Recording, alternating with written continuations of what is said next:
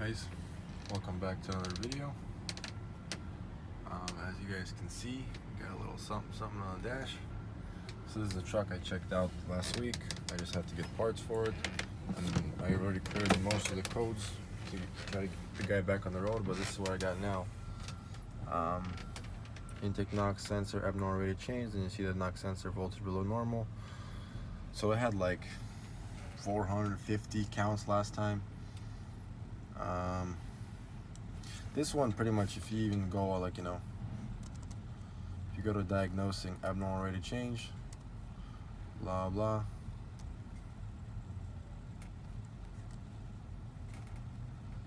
the troubleshooting is quite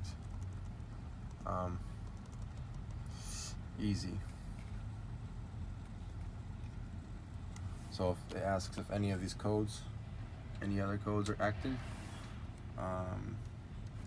no, and then it says 3725 active, and what does that say here? 3725 active, and what does it say? It says an internal error has been detected in the knock sensor. Replace the knock sensor. That's pretty much 99.9% of the time this code is bad knock sensor, especially if you got voltage below normal for it. I mean, you're pretty much there. And then we also got intake manifold, but that's another issue that I found, and I will show you guys.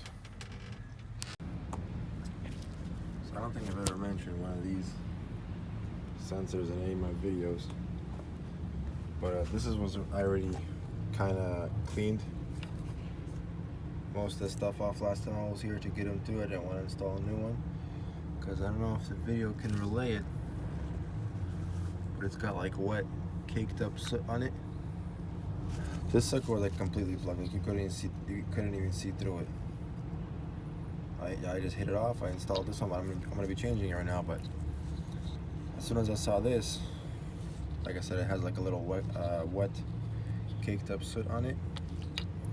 That's when I went. So this sensor is located right here. Just for you guys to know, it's a 10 millimeter right here.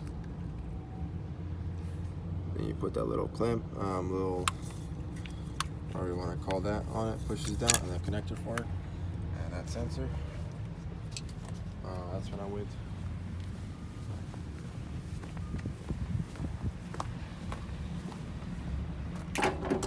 That's when I went over here. Well, the first question I asked was like, "Do you add coolant?" And he says, "Yes, he does." That's when I went over here.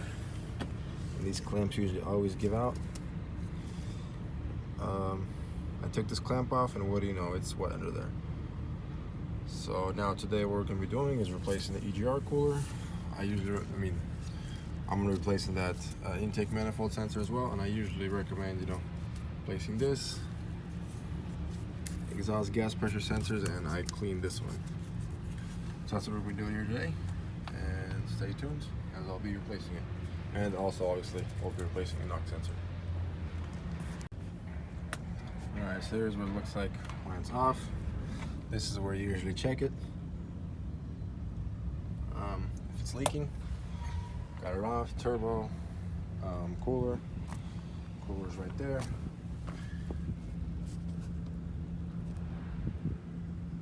It's just like a bunch of it, you see. So you can kind of tell when it's wet soot and when it's dry soot. Like right there, and you could just see like this chunks right there. Definitely not how it's supposed to be. Yeah, let's get the new one installed. Alright, so we got everything back together. EGR is cooler back in. Turbo is back on. New knock sensor. Coolant's filled up. Spilled a little bit, but no biggie. Just clearing the code right now. Gonna let it run for a little bit. And yeah, that's about it.